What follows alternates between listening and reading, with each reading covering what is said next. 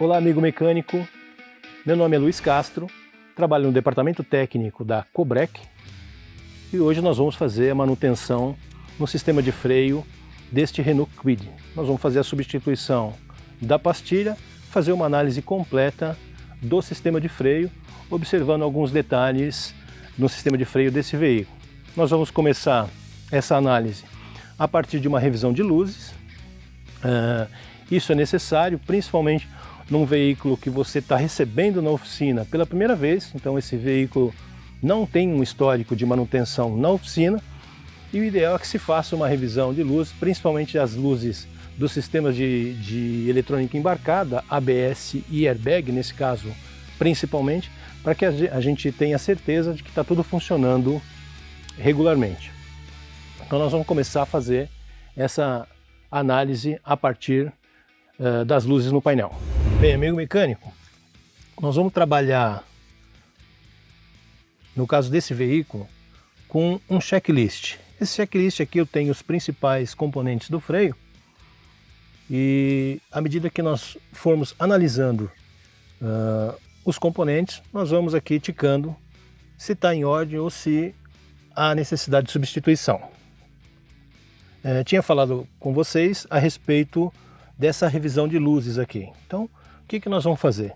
Sem ligar o veículo, não há necessidade de ligar o veículo, eu aciono para que todas as luzes do sistema entrem em operação.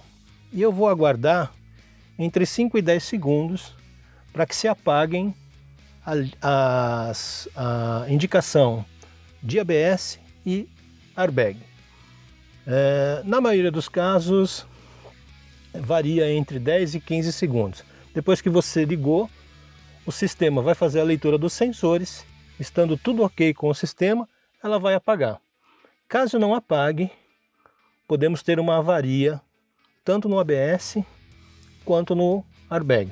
Aquela lâmpada que ficar acesa vai indicar a avaria.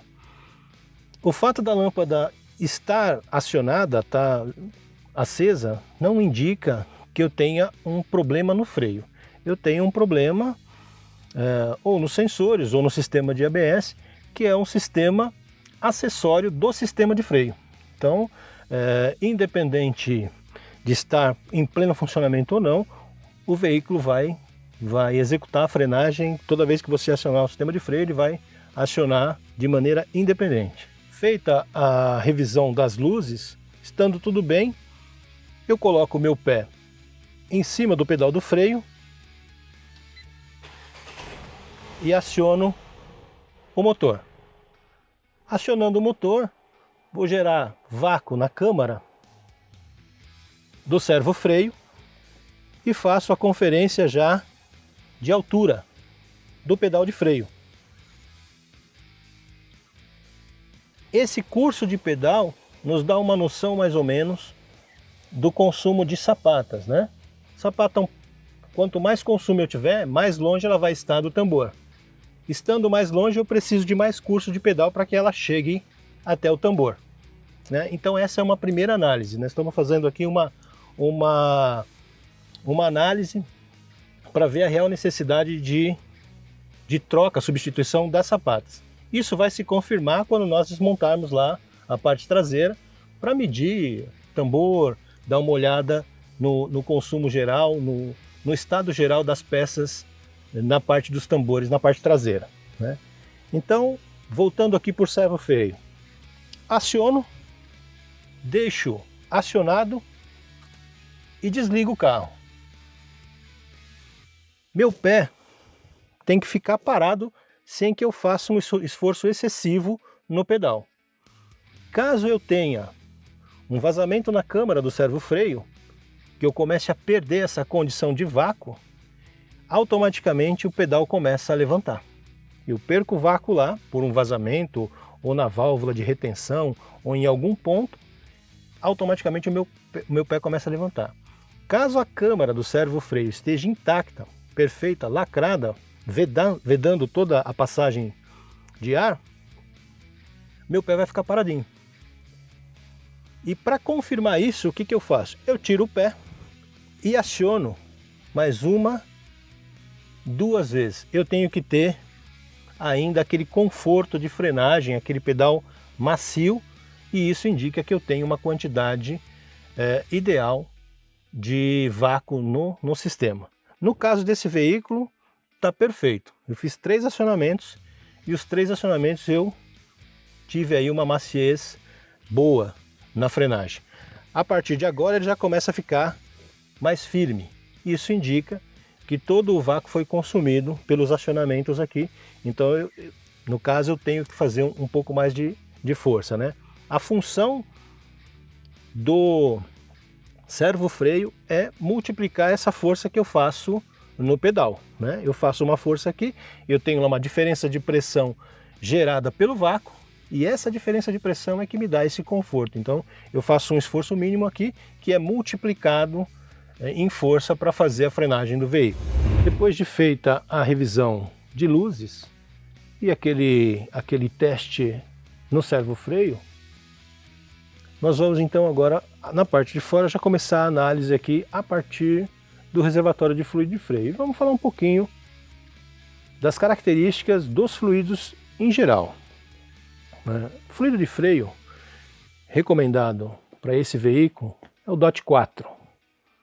O Cobrec utiliza esse fluido aqui nesse veículo. Condição de temperatura, ponto de ebulição desse fluido, 230 graus. Tá? Então é um fluido que ele deve suportar até 230 graus sem alteração. E o que ocorre? A partir do momento que abrimos a embalagem para fazer uma substituição, por exemplo, de fluido de um carro que utilize o DOT 4, a partir desse momento, as características químicas do fluido dão a ele uma condição de higroscopia. O fluido ele se torna higroscópico. Ele absorve umidade do ar durante o tempo de utilização, durante o tempo de vida útil. E o que acontece? Acontece que essa quantidade de umidade dentro do fluido, ele abaixa esse ponto de ebulição. Então ele sai de uma condição de 230 graus e começa, na medida que o tempo vai passando e ele vai absorvendo umidade, ela vai reduzindo a ponto de chegar aí a 110, 120 graus, né? O que num sistema de freio é muito muito de ocorrer, né? Uma frenagem, hoje nós estamos aí em uma temperatura mais ou menos de 25, 30 graus, então a temperatura ambiente já é 30 graus. Quando eu faço uma frenagem, e se o veículo tiver muito tempo sem trocar fluido, ele tiver absorvido muita umidade, atingir esses 120, 130 graus é muito fácil. Uma frenagem, 10, 15 segundos aí que você acione o freio, eu já tenho essa temperatura. E qual é o problema? O problema é que se eu tiver uma pastilha no final de vida útil, do meio para o final, eu tenho uma espessura muito fina de material e essa temperatura gerada na face do disco pode sim atingir o fluido. Se essa temperatura atingir o fluido, o que vai acontecer? O fluido vai ferver. Fervendo o fluido, a água, a umidade que está dissolvida no sistema, né, nos dutos do sistema, ela vai ferver e ela vai passar do estado líquido, que ela está, para o estado gasoso, gerando bolhas dentro do sistema. E isso vai dar uma condição de pedal borrachudo. Você pisa no pedal e ele tem uma elasticidade muito enorme e uma deficiência de frenagem, por conta dessa geração de bolhas dentro do fluido. O que nós vamos fazer aqui nesse carro? Nós vamos tirar uma amostra do fluido aqui, do reservatório, nós vamos colocar nesse recipiente e fazer então o teste de ponto de ebulição com esse equipamento, que vai nos dar exatamente a condição de temperatura que suporta esse fluido. Nós recomendamos a substituição total do fluido.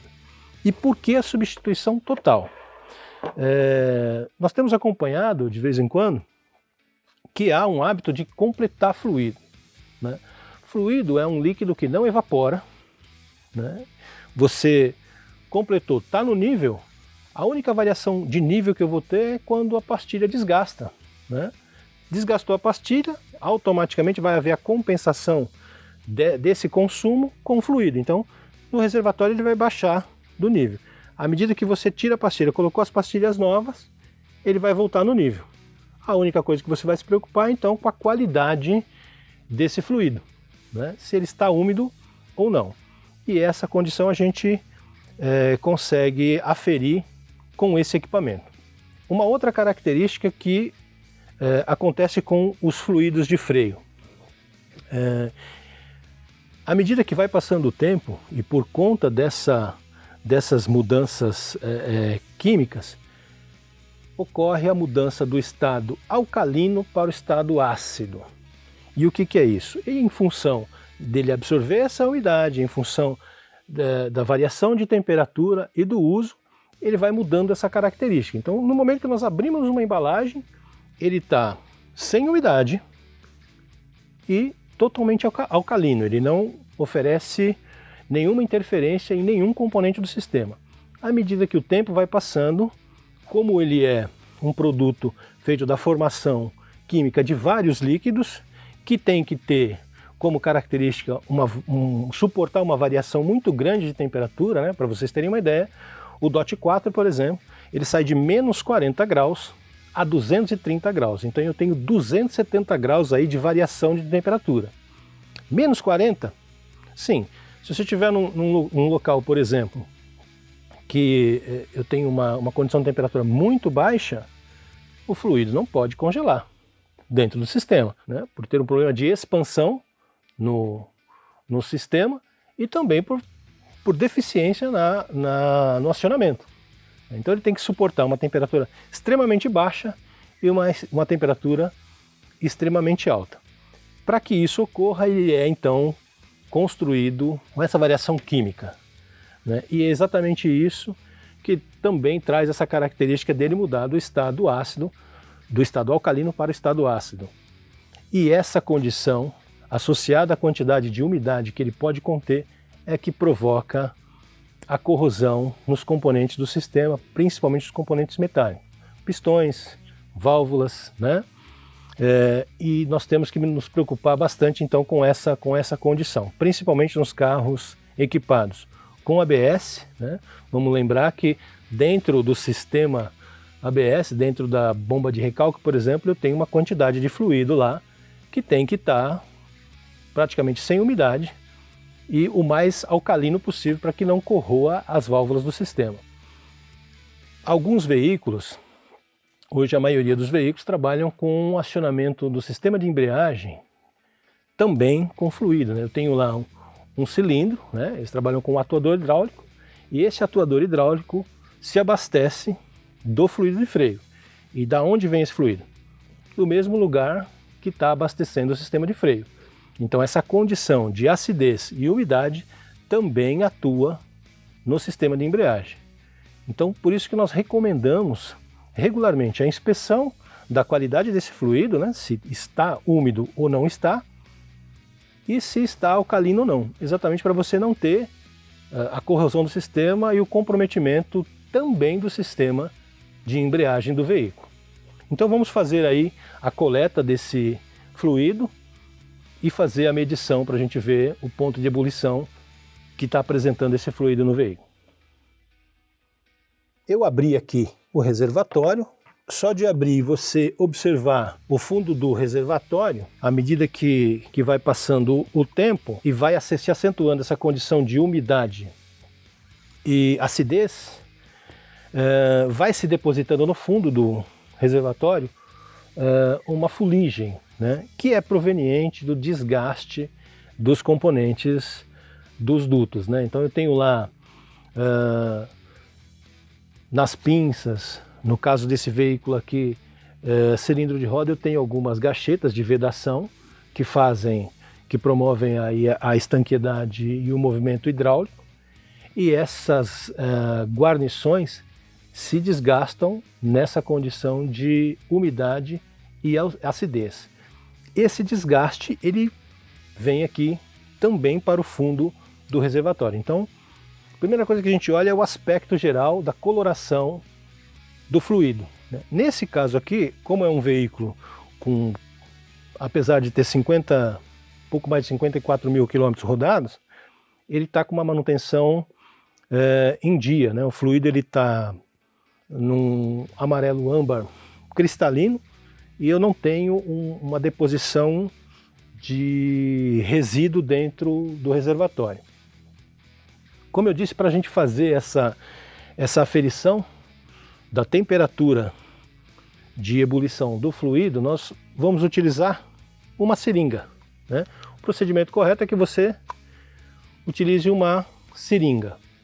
Essa mesma seringa ela é utilizada quando você for fazer, por exemplo, a substituição do líquido de freio, do fluido de freio do veículo, né? Então você utiliza essa seringa para colher praticamente todo o fluido do reservatório e aí então você desencaixa, né, facilmente esse reservatório do cilindro mestre e aí então você faz a limpeza, né, lava ele com água e sabão. Aliás, é um ponto bastante importante a gente tocar, não existe nada no sistema de freio que você não limpe com água e sabão, né? Não há a menor necessidade, a gente não recomenda a utilização de nenhum outro tipo de solvente, thinner, gasolina, álcool. Água e sabão é o suficiente para que você limpe qualquer parte do sistema, tanto o reservatório como as pinças de freio, cubos, sapatas, espelhos. Tudo isso é possível você limpar, lavar e deixar bem limpo, somente utilizando água e sabão. Então você vai retirar com essa seringa, uma seringa comum, o líquido do reservatório, esgotar, e aí então promover a limpeza, monte-o novamente, né? E aí então vai fazer o processo de sangria, né? Nós vamos abordar isso um pouco mais para frente. Então vou utilizar aqui essa seringa para fazer, para colher o fluido.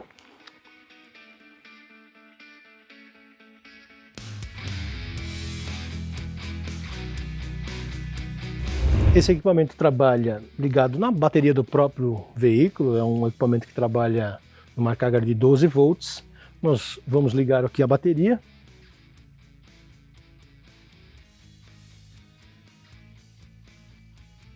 As informações que eles vão me dar aqui, primeiro é o número de série do equipamento e em seguida ele me dá já a tensão na bateria, que nesse caso aqui está em 13,1 volts. Feita essa medida, eu vou mergulhar essa parte do equipamento dentro do fluido até cobrir esse furo aqui, ó. Então esse orifício aqui é onde vai entrar o fluido e ele vai promover então essa análise da temperatura.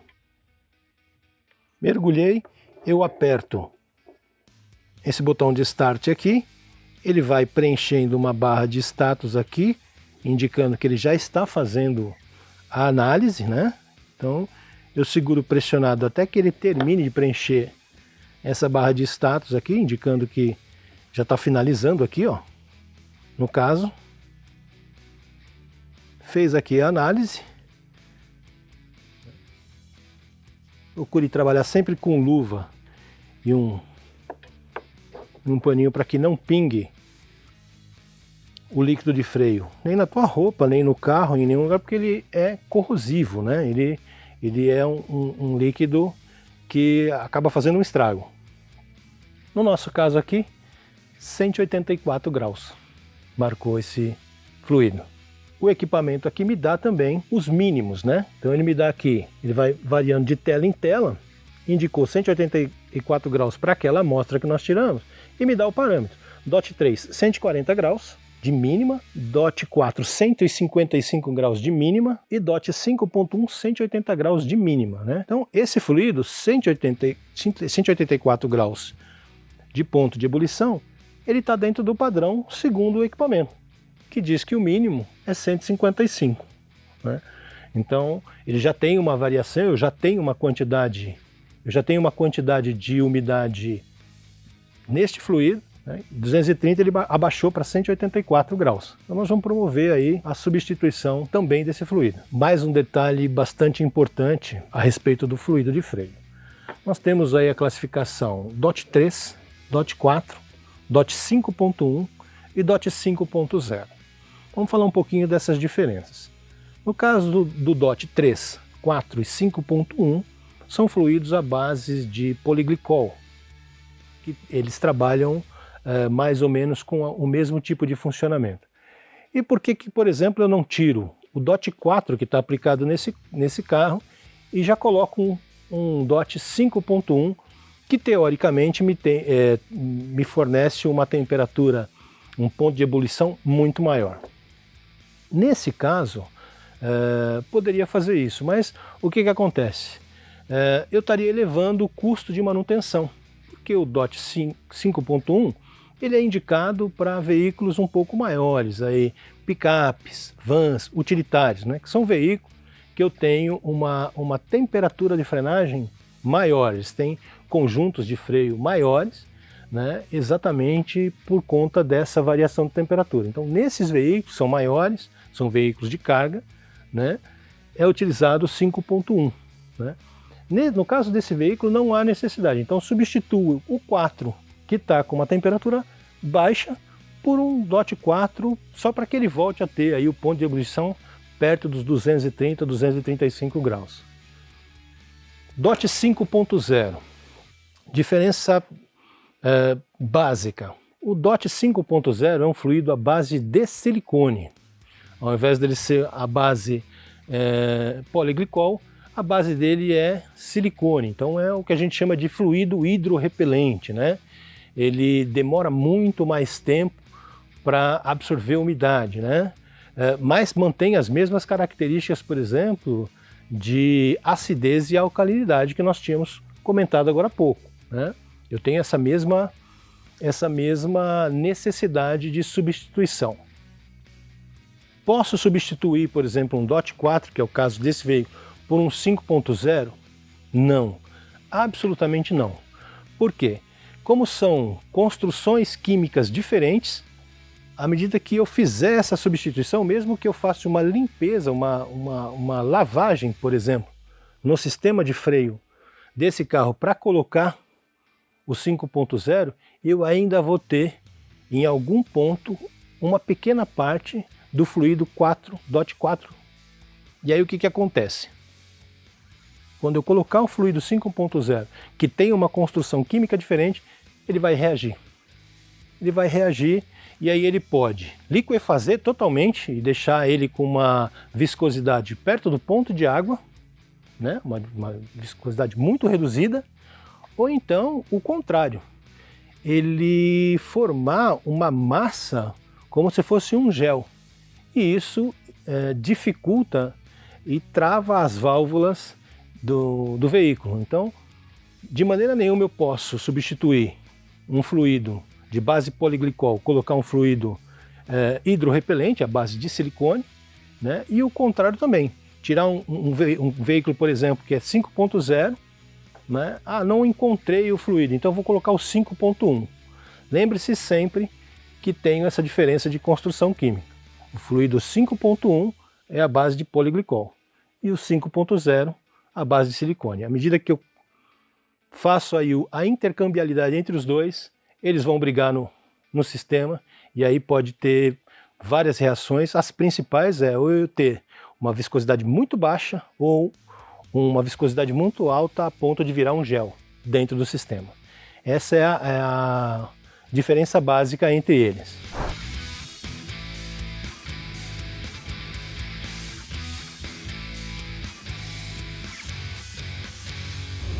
Bom, vamos tirar então a roda dianteira para a gente começar a fazer a análise dos componentes aqui da parte dianteira do sistema de freio. Precisamos ter um certo cuidado para fazer a retirada da roda do Kwid, porque na versão do Kwid equipada com disco sólido, eu não tenho uma borda de apoio que eu vou, assim que eu tirar a roda, eu vou mostrar para vocês aqui. Então, quando você tira os parafusos, eu não tenho nenhum guia e também não tenho uma borda de apoio no cubo. E pode ser que eu tenha o deslocamento muito violento da roda e aí pode causar um acidente. Então, sempre que quando for tirar a roda, esse aqui eu estou fazendo sozinho, é um veículo 2019, modelo 2020, ele já é equipado com um disco ventilado, que tem essa borda que eu vou mostrar para vocês. O disco sólido não tem. Então quando você retirar o parafuso, há a possibilidade da roda se deslocar violentamente em função do peso dela. Então vou tirar aqui a roda para vocês observarem esse detalhe.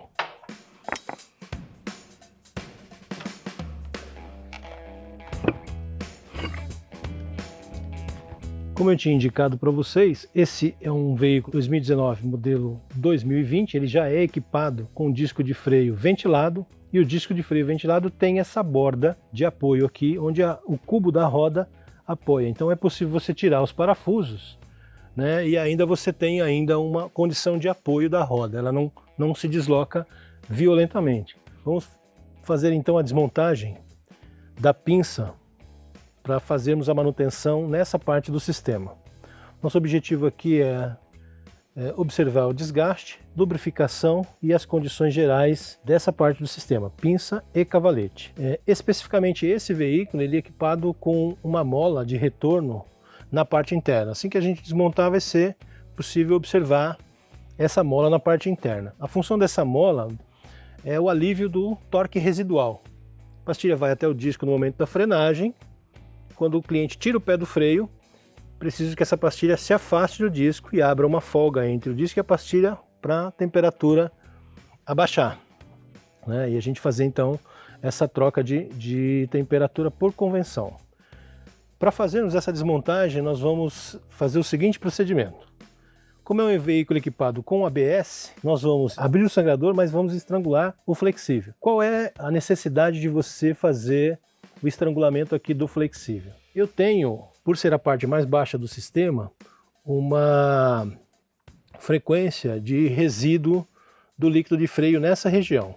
Se eu não faço o estrangulamento do flexível, ao retornar o êmbolo, eu vou empurrar de volta o fluido para dentro do reservatório. Antes de chegar no reservatório, ele vai passar pela bomba de recalque. Então há uma grande probabilidade dessa sujeira que está nessa região atingir a bomba de recalque. E aí sujar então a parte interna. E aí é um carro que não apresentou problemas em ABS, né? Com esse retorno do óleo contaminado, eu posso então ter a sujeira dentro da bomba de recalque e aí ter uma avaria no sistema de ABS. Nós vamos então fazer esse procedimento com um alicate de pressão. O correto é fazer com um estrangulador, né? Mas na grande maioria das oficinas trabalha-se muito com o alicate de pressão. E como é que eu faço isso de maneira a não danificar o flexível? Eu coloco o alicate de pressão observando a medida externa do flexível e faço uma meia volta no parafuso. Vamos lembrar que o diâmetro interno do duto do flexível é cerca de 8 a 10 vezes menor que o diâmetro externo. Então é um duto bem fininho. Então qualquer pressão que eu faça leve aqui é o suficiente para estrangular e evitar a passagem do líquido de freio contaminado para a parte superior aí do sistema. Então a gente coloca aqui, já com a pressão mínima, né? E pressiona de maneira a estrangular. Nós podemos observar que a pressão foi tão pequena que mal deformou aí o flexível. Abrimos aqui essa coifa que tem por finalidade evitar que entre sujeira aqui nesse sangrador, né? Então todo carro é equipado com essa coifa. Aqui nesse caso ela é junto com o sangrador, né? Então muito difícil você perder. Em alguns carros eu tenho essa coifa separada, então eu chego a tirar, ela se separa, né? Para colher o líquido de freio, nós vamos colocar esse reservatório que é específico para processo de sangria, né? Então nós colocamos isso aqui, encaixamos essa chave para abrir o sangrador aqui, ó, no sangrador. Encaixamos a ponta no sangrador e aí então eu abro o sangrador. Abro de maneira a ficar folgado. Aqui eu já posso então, com a própria mão, né, fazer um movimento aqui de retorno da pinça. Já pode ver que já começou a descer aqui fluido, ó,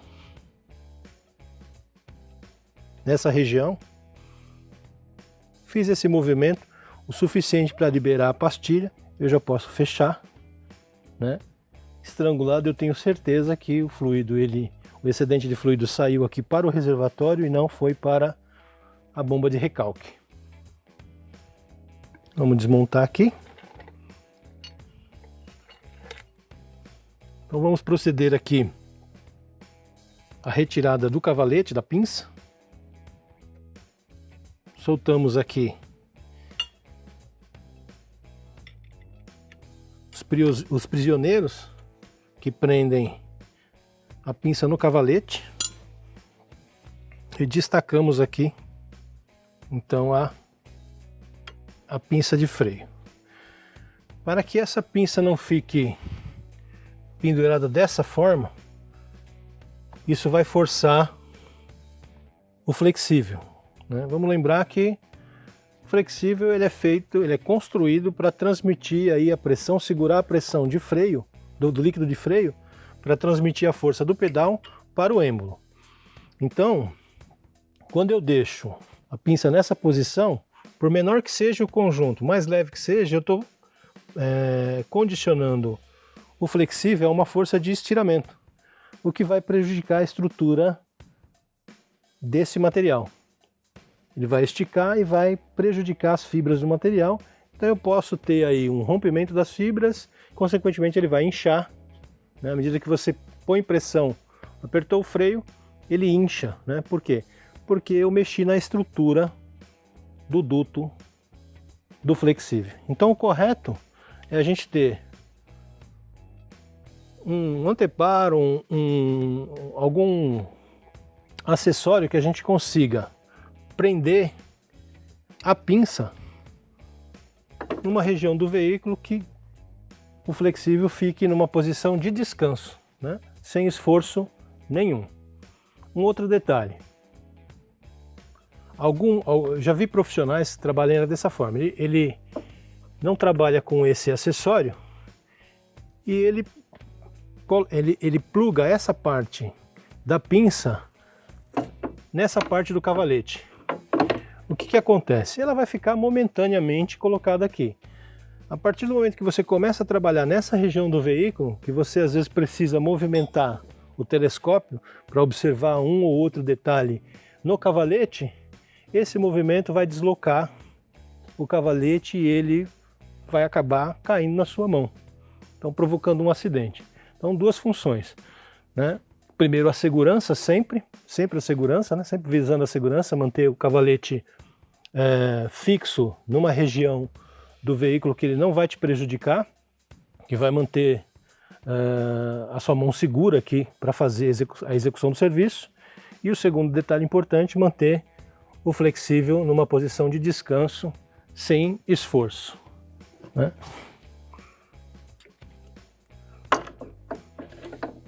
Pinça já deslocada, apoiada no telescópio, nós vamos fazer então a desmontagem aqui das pastilhas. Vamos desencaixar essas molas, né? Que eu disse para vocês aí há pouquíssimo tempo, que assim que a gente tirasse a pinça, desacoplasse a pinça aqui do cavalete, poderíamos ter acesso às molas, né? Então é o próximo item a ser desmontado, né? É um item muito fácil, não requer nenhuma ferramenta específica, né? Você tira, ela desacopla dos furos que estão nas plaquetas. Vamos guardar que nós vamos reutilizar essas molinhas aqui. Tiramos a mola, vamos agora tirar a pastilha do cavalete. Então, inclino a pastilha nessa posição, de modo a folgá-la no clipe. Destaco a pastilha, já observando o desgaste. principalmente o paralelismo, né? Se a parte inferior tem o mesmo desgaste que a parte superior. Nesse caso aqui, praticamente o mesmo desgaste. Então eu tenho a pinça trabalhando tanto na parte superior quanto inferior da mesma forma. Nada irregular nessa pastilha, tá tudo tranquilo. Pastilha interna também, mesmo desgaste, mesmo paralelismo, sem maiores problemas. E agora então vamos tirar o cavalete para a gente fazer a limpeza e a lubrificação desse cavalete para a pastilha trabalhar livre. Tiramos as pastilhas, vamos então agora soltar o cavalete para a gente providenciar aqui a manutenção, limpeza e lubrificação do cavalete.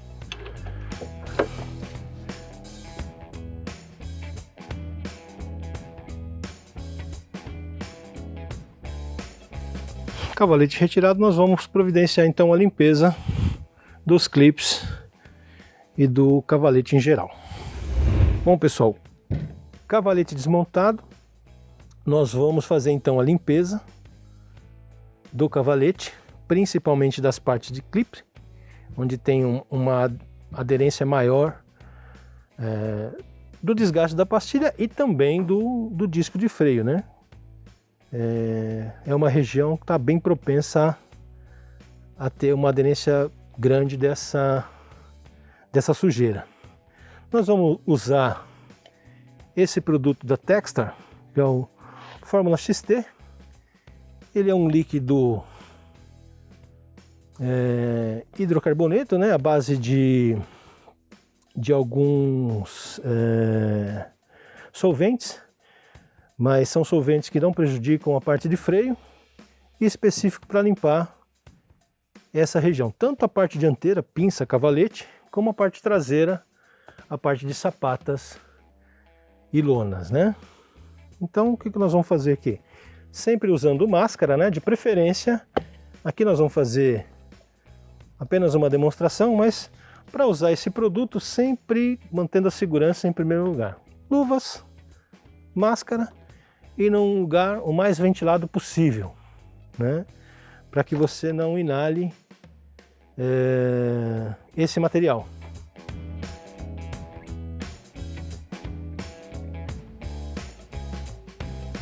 É um produto que num primeiro momento está bem líquido, mas ele evapora com muita facilidade, além de facilitar muito a parte de limpeza dessas regiões aqui do sistema de freio. Só mais um pouquinho aqui.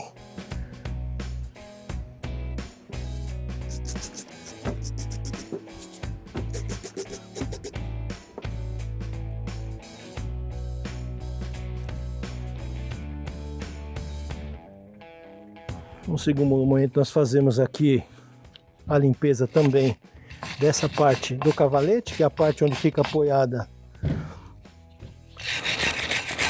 na manga de eixo, né? E terminado o trabalho,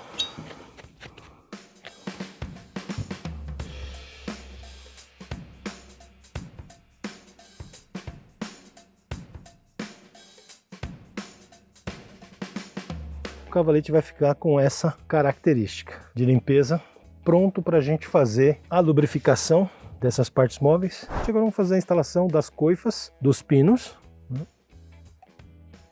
A necessidade de fazermos a instalação da coifa antes de instalar o pino. Então, coifa alojada no local correto, cavalete limpo. Vamos agora fazer a montagem então dos pinos. Vamos fazer a lubrificação e a montagem dos pinos.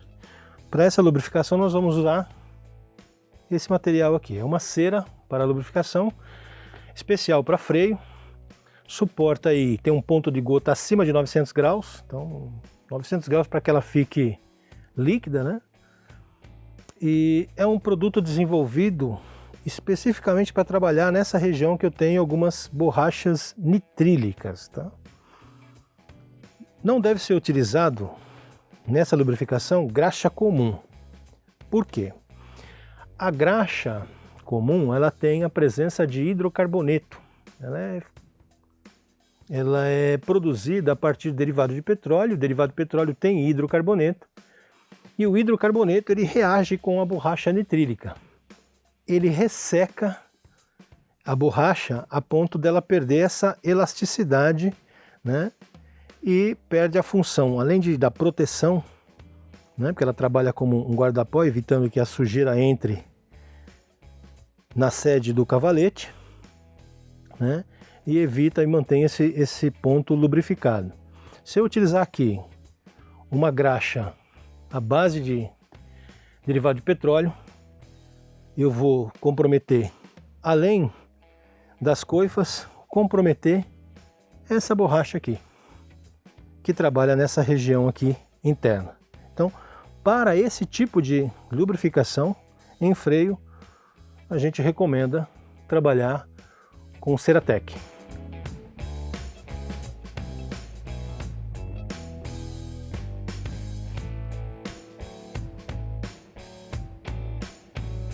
Não precisa muita quantidade, uma fina camada.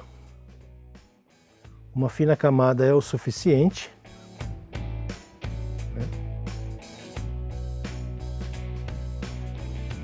Imediatamente após a lubrificação, eu já posso alojar o pino inferior na parte inferior, até que a parte superior da coifa encaixe no pino. Da mesma forma, vamos fazer com o pino superior. Uma fina camada é o suficiente, não precisa uma grande quantidade.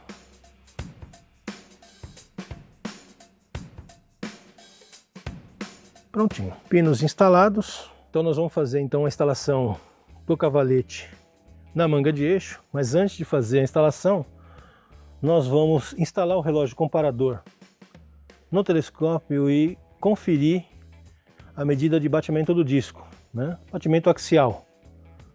Né? Esse batimento pode acontecer por um empeno do disco ou também por uma folga excessiva no rolamento.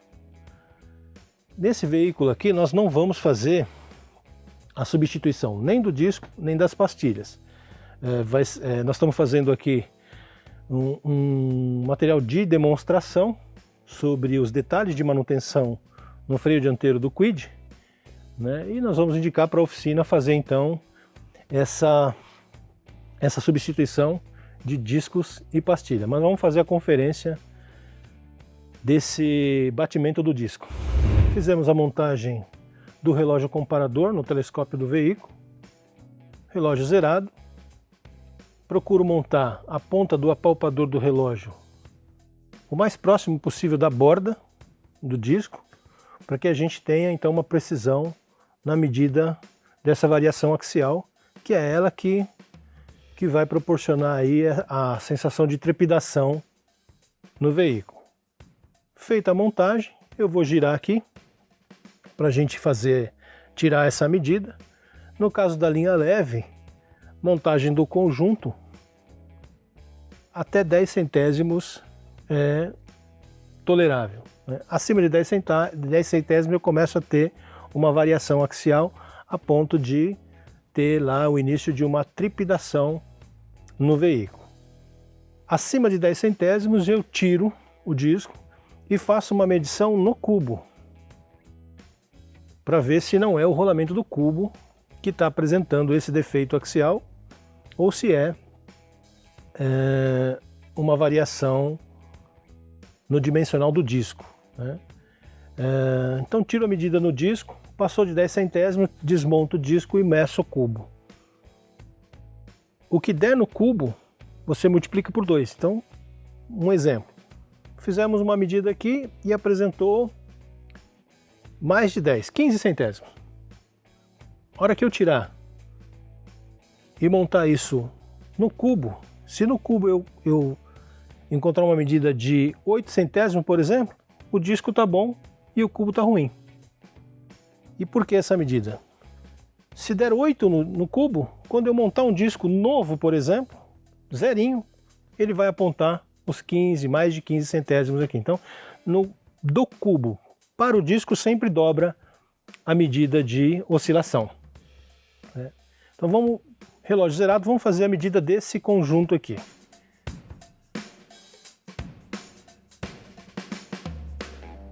esse conjunto está com uma variação de pouco mais de 3 centésimos. Né? Dividíssemos isso por 2, vai dar, medíssemos o cubo, por exemplo, tirássemos esse disco e fizéssemos a medida do cubo, nós encontraríamos na faixa de 1,5, 2 centésimos, que é a metade da medida que está dando aqui. Praticamente, para um disco usado, está excelente essa medida, né? Isso indica que o rolamento não tem uma variação tão grande e mesmo sendo um disco bem usado, ele está perfeito, sem variação a ponto de dar trepidação. Bom, pessoal, fizemos então a medida com o relógio comparador da oscilação axial do disco, encontramos uma medida de 3 centésimos, uma medida relativamente baixa, né? Não interfere, esses 3 centésimos não vão interferir no comportamento do disco. E agora nós vamos falar um pouquinho de medida de espessura, né? Vou falar primeiro da ferramenta para fazer esse tipo de medição. Aqui nós temos um paquímetro convencional, né, onde nós temos aqui na parte que faz a medida externa, os apalpadores são retos, né? Então ele é ideal para fazer uma medida de uma superfície paralela, reta, né? No caso do disco e de tambores, eu tenho uma oscilação de consumo. Então eu tenho alguns canais, alguns sucos, tanto em tambores quanto na pista do disco. O ideal é que eu tenha um equipamento que consiga medir o maior desgaste nessa região, na pista de atrito, tanto do tambor quanto do disco. Para isso, nós temos 2 tipos diferentes de paquímetro. Nós temos um paquímetro específico para tambores, tá? Então, essa região inferior aqui, a gente vai fazer a medição. Note que eu tenho uma parte paralela, reta, é onde vai apoiar na borda do tambor, e uma parte com uma ponta seca, né? Bem incisiva, né? Que é a que vai fazer a medida exatamente desse consumo, né? Desse canal que gerou. Isso na parte externa. Na parte interna, nós vamos ter também, né, as pontas de medição são agudas, né? Então eu consigo, por exemplo, localizar o ponto de maior desgaste e medir a partir dali o quanto que foi desgastado, se o tambor tem ou não condição de ser retificado, né? Todo disco e todo tambor ele vem com uma medida gravada que é uma medida mínima, né? Que é o chamado TH mínimo. A partir dessa medida, a segurança fica comprometida. No caso, por exemplo, de tambor, eu posso ter uma elevação muito alta da temperatura e o tambor acaba trincando, acaba quebrando por conta de ficar frágil, né? A parede ela fica muito fina e ele fica frágil. No caso do disco, nós vamos utilizar esse tipo de paquímetro. É um paquímetro também com ponta seca, né? Onde eu tenho aqui a condição de medir exatamente a maior parte, né? A maior parte de consumo, né? A região do disco onde eu tenho a maior profundidade de consumo. Também com o objetivo de determinar o ponto de maior consumo para verificar a segurança desse equipamento, né? Então nós vamos fazer a medida aqui desse disco. Eu vou zerar aqui a ferramenta. Geralmente nós temos o consumo mais acentuado na região próxima ao cubo. No caso desse disco aqui, 16,3, e tenho também um consumo mais acentuado na parte superior, perto da borda, né? 15,9, 15,99 está indicando aqui. Esse é um disco que originalmente ele vem com uma medida de 17 milímetros, né? E um TH mínimo, uma medida mínima de segurança, 15 milímetros. Como esse disco está com 16 milímetros, eu posso então providenciar a retífica do disco para a colocação de um par de pastilhas novas aqui.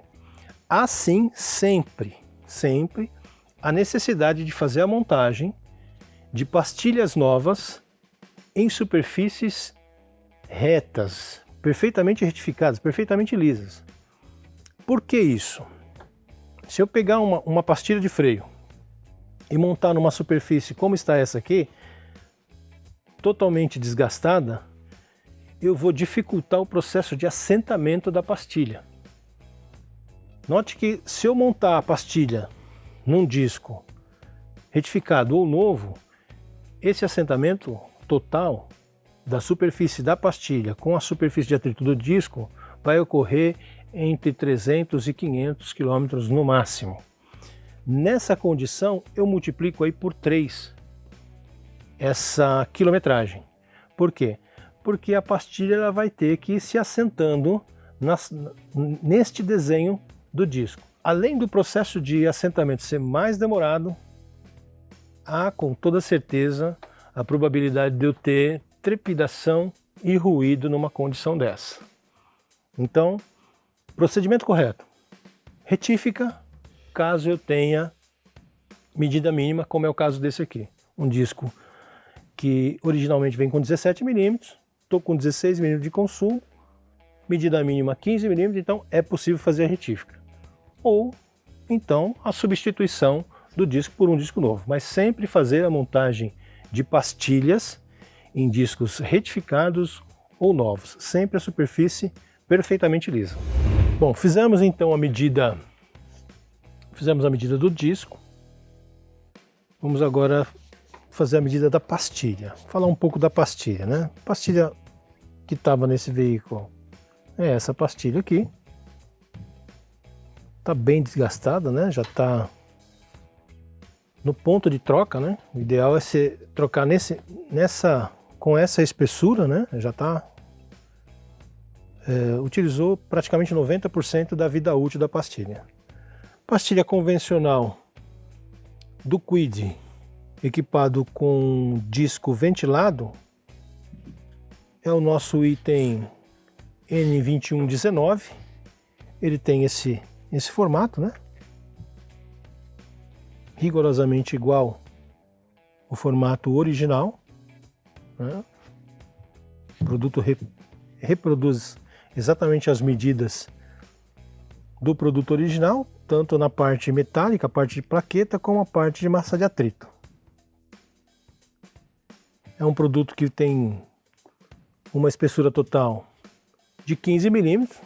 Vamos fazer a medida e aí então a gente vai entender o porquê daquele ponto que a gente sinalizou da superfície paralela, né? Ele é para fazer a medida, para você colher medida de superfície paralela, como é o caso aqui, ó.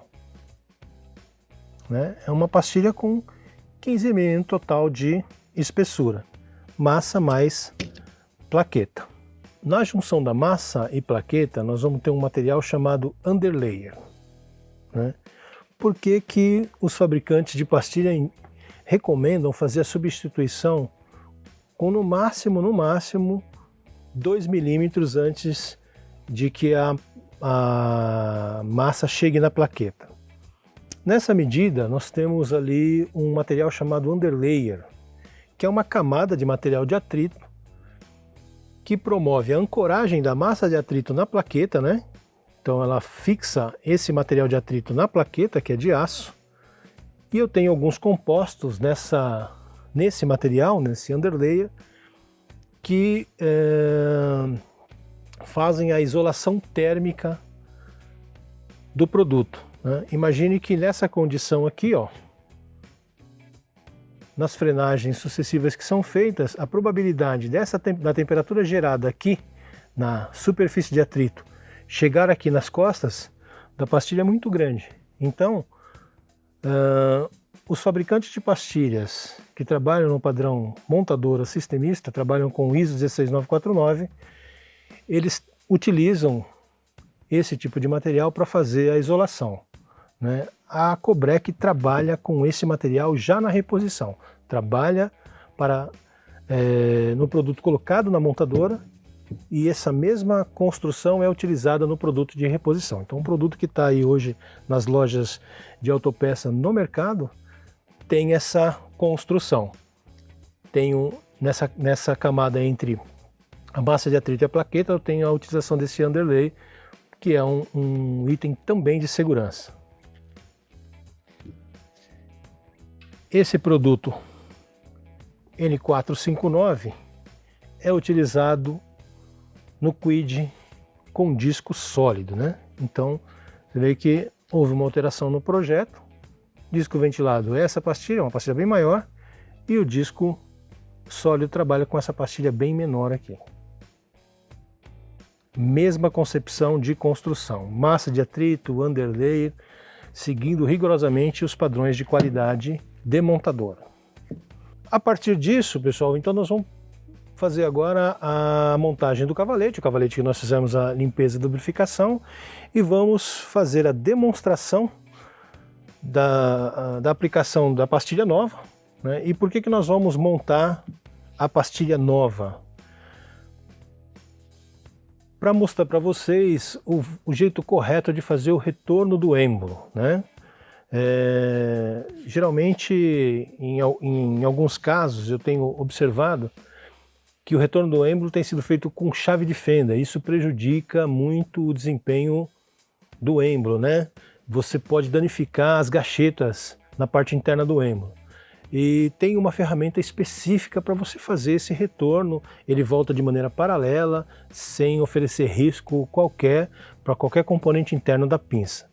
Então, em função disso, nós vamos fazer a montagem dessa pastilha para demonstrar a forma correta. E no carro vai ser montado as pastilhas que estão desgastadas, porque esse carro vai seguir para uma oficina para fazer então a troca disco, troca de pastilhas, o procedimento normal, né? Bom, então vamos montar o cavalete.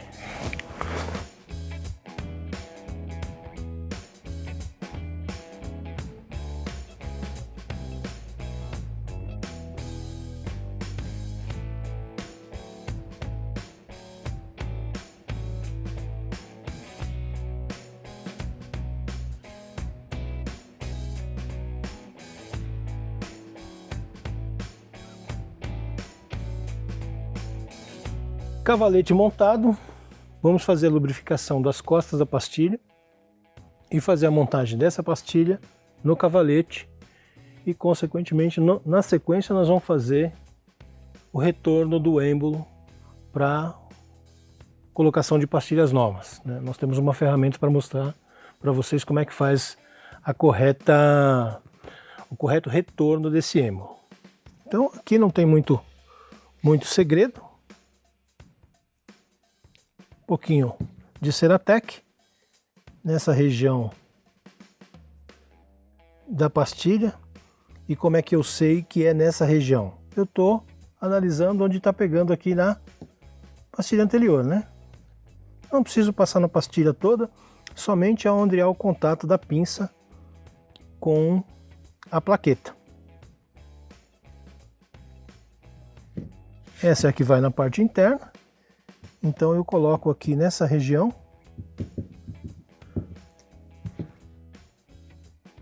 que é onde o êmbolo vai ter o contato aqui. Vamos fazer a aplicação dessa pastilha.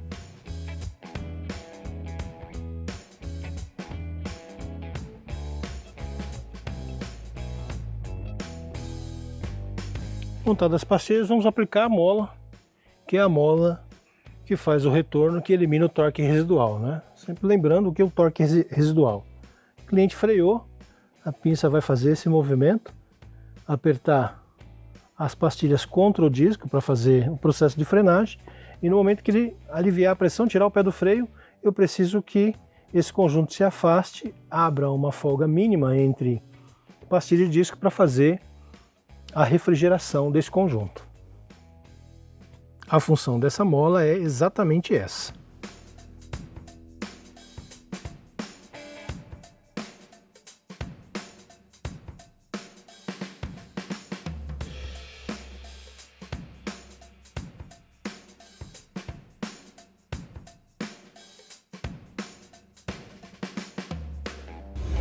Montada a ferramenta na pinça, essa é a ferramenta que a gente utiliza para fazer o retorno da pinça, né? Então, reservatório onde vai colher o fluido que vai sair, sangrador aberto, montei a ferramenta e aí eu vou fazer o giro dessa rosca, ela vai abrindo e vai levando o êmbolo paralelo durante toda a abertura aqui, evitando que ele jambre, né? Evitando que ele se desvie aqui e acabe machucando alguma gacheta interna, né? Então essa é uma ferramenta específica para esse tipo de procedimento, né?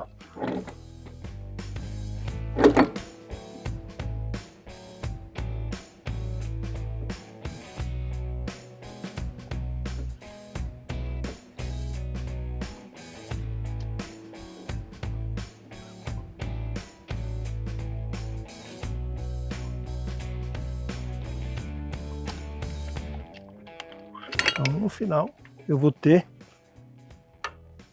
o deslocamento total do êmbolo, o suficiente para a gente poder, então, encaixar novamente a pinça nessa região. Terminei de fazer o retorno, fecho o sangrador, resolvido. Então vamos fazer então aqui a montagem da pinça.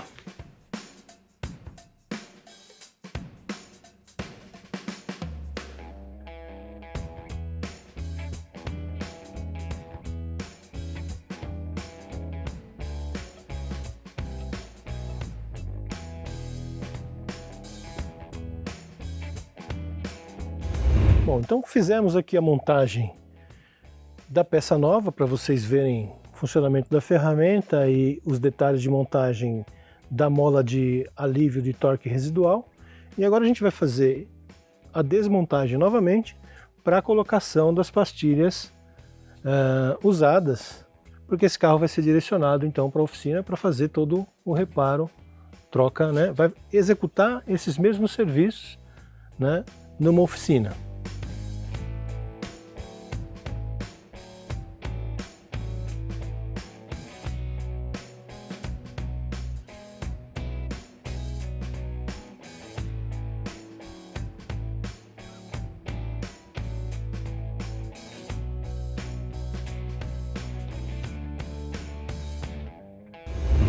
Bom, pessoal, fizemos então a instalação da pastilha usada e vamos então fazer o processo de sangria, né? Nós vamos utilizar dessa ferramenta. O correto do processo de sangria é fazer numa bomba automática, uma bomba elétrica que você liga na bateria do carro. Ela vem com algumas conexões que você coloca no reservatório. Tem um cabo elétrico bastante grande, né? Você tem uma garrafa para fazer, para você recolher o fluido velho. E como é que consiste aí o processo? Você aperta o botão, a própria bomba vai injetar fluido novo no reservatório. Com o sangrador aberto, totalmente aberto, você vai observar. Quando o fluido novo empurrar o fluido velho para dentro da garrafinha, está sangrado essa parte do circuito. E qual é a ordem? Dianteiro esquerdo, dianteiro direito, traseiro esquerdo e traseiro direito. E por que tem que ser feito dessa forma, né? Como se fosse um Z. Você vai fazer a simulação de uma letra Z. Porque o sistema trabalha em X. E o que quer dizer isso? Quer dizer que a parte do cilindro mestre que atende a roda dianteira esquerda atende a traseira direita. E a parte do cilindro mestre que atende a roda dianteira direita atende a traseira esquerda, né? Ele trabalha em X. Por quê? Se eu tiver um vazamento numa parte do circuito, por exemplo, dianteiro esquerdo, eu vou ter o outro lado, o oposto, perfeitamente em funcionamento, e toda vez que eu acionar o freio eu vou ter então as duas rodas do veículo na contraposição de posição, trabalhando normalmente. Isso vai evitar que o veículo desvie no momento da frenagem, né? Então eu vou ter uma frenagem equilibrada. É uma medida de segurança. Mas aqui nesse caso, nós vamos fazer uma simulação de que nós não temos esse equipamento. Uma sangria convencional, tá? Então, para uma sangria convencional, não há necessidade de eu ter alguém lá no lugar do motorista fazendo aquele processo de bombar, e aí então você abrir o sangrador para depois repetir o processo. Toda vez que nós fazemos isso, o êmbolo do cilindro mestre ele vai num lugar que ele nunca foi. Quando nós dirigimos um carro normalmente, que nós precisamos acionar o sistema de freio numa condição normal, eu aciono de maneira a trabalhar com metade do curso do cilindro mestre. Quando eu faço um processo de sangria, desse bombar, segurar, para alguém abrir aqui o sangrador, no momento que abre o sangrador, há uma queda de pressão violenta e o êmbolo ele bate no fundo do cilindro mestre. Isso prejudica as graxetas do cilindro, e prejudica também o cilindro que, no caso desse Kwid aqui, por exemplo, já tem mais de 54 mil quilômetros rodados. Então, imagina quanto que esse cilindro já trabalhou. Por enquanto, ele está perfeito. Nós fizemos uns testes aí de avaliação da pressão hidráulica, está perfeito, eu não tenho nenhum vazamento.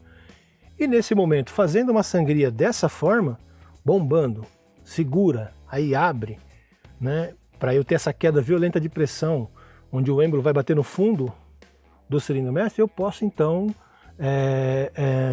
estragar, né, criar alguns danos nessas gachetas. Então, como é que nós vamos fazer essa sangria, né? O Fernando está lá no lugar do motorista e o Fernando ele vai bombar o pedal do freio como se estivesse dirigindo o carro normalmente, meio pedal, com o cuidado de toda vez que ele acionar ele vai soltar o pedal. E por que ele vai soltar o pedal? Eu preciso que o êmbolo retorne totalmente à posição de descanso, porque eu tenho uma furação, né, que faz a alimentação do fluido para o circuito. Então, acionou, ele vai empurrar o fluido. Tirou o pé, ele volta, essa furação fica paralela, então há alimentação da parte do reservatório para o circuito. Por isso que ele precisa tirar o pé a cada acionamento. Mas é meio pedalzinho, sempre sem a necessidade de ficar fazendo um esforço mais acentuado. À medida que ele faz esse processo lá, eu abro o sangrador aqui e é a mesma coisa. À medida que ele vai acionando o pedal do freio, o líquido de freio velho vai passando por aqui, né? O líquido novo vem passando por aqui e empurra o fluido velho para dentro da garrafinha. Há a necessidade de eu fazer essa volta, por quê? Para que eu tenha a certeza que à medida que ele vai empurrando o fluido velho para dentro da garrafinha, eu não tenha ar no circuito. Então, empurrou aqui o fluido novo, empurrou o fluido velho para dentro da garrafinha, eu fecho o sangrador, essa parte do circuito está sangrada, né? Então é basicamente o mesmo processo que é feito com a bomba elétrica, só que de uma maneira manual. Demora um pouco mais de tempo, mas o efeito é o mesmo, né? Você vai ter a sangria de todo o sistema, vai ter a substituição total do fluido de freio do sistema, sem a possibilidade de eu ter ar no sistema. Então eu vou abrir aqui, Fernando, se você quiser já bombando aí. Pronto, tá vendo? No circuito aqui eu tenho, no circuito inteiro, apenas fluido, eu não tenho uma bolha de ar. Então isso indica que o fluido novo já empurrou nessa parte do circuito o fluido velho para dentro desse reservatório. Então o que eu faço? Eu fecho o sangrador. Essa parte do circuito perfeitamente sangrada. completo o reservatório até o nível e aí então passo para a roda dianteira direita. Faço o mesmo processo. Da mesma forma o Fernando vai acionar um pedal, meio pedal, eu vou abrir o sangrador. A hora que o fluido novo empurrar o fluido velho para dentro da garrafinha, a hora que ele empurrar para dentro da garrafinha, aquele pedaço do circuito também vai estar sangrado. E assim sucessivamente. Então, roda dianteira esquerda, roda dianteira direita, roda traseira esquerda, roda traseira direita, né? Em Z. Terminou esse processo, carro no chão, e aí então é que você vai proceder a regulagem do freio de mão. E por que deve ser feito dessa forma? Com o carro suspenso, né, vamos dizer que nós tivéssemos feito uma manutenção na parte traseira, troca de sapato, troca de tambor. À medida que eu faço a regulagem com o carro no elevador, as rodas estão suspensas e o eixo rígido desce e estica o cabo, né? Se eu fizer uma regulagem com o carro no elevador, eu estou desconsiderando esse curso em que as rodas estão fora do solo. À medida que eu desço o carro, as rodas voltam à posição normal e aí esse curso de cabo desaparece. E fazendo a regulagem em cima, quando eu colocar o carro no chão, eu perdi essa regulagem. Eu vou ter que refazer. Então terminei a sangria. Aí então eu coloco o carro no chão e depois disso é que eu faço a regulagem do freio de mão. Bom pessoal, então finalizamos aí essa demonstração da manutenção na parte dianteira do Renault Kwid. Mostramos as diferenças das duas versões, né? O Kwid com o disco sólido e com o disco ventilado, principalmente o detalhe da mola de alívio de torque residual, que é extremamente importante. Hoje nós temos aí uma quantidade muito grande de veículos já utilizando desse acessório, porque ele aumenta a durabilidade da pastilha, né, aumenta essa condição de refrigeração e você tem um freio muito mais eficiente, trabalhando sempre na temperatura ideal. Fizemos também a demonstração da limpeza caliper e cavalete, e também fizemos uma simulação aí, né, a sangria total do veículo no sistema manual, né? A maioria das oficinas já trabalha com o sistema de bomba elétrica, né, aquele tanquezinho que você faz a sangria com ferramenta elétrica, mas nós fizemos uma simulação da falta dessa ferramenta, né, e a maneira correta de você fazer a sangria sem prejudicar, né? A nossa intenção é levar o maior número de informações e detalhes para vocês, né, para que aumente cada vez mais a qualidade da mão de obra do serviço que vocês vão executar na oficina. Muito obrigado pela atenção de vocês e até um próximo vídeo.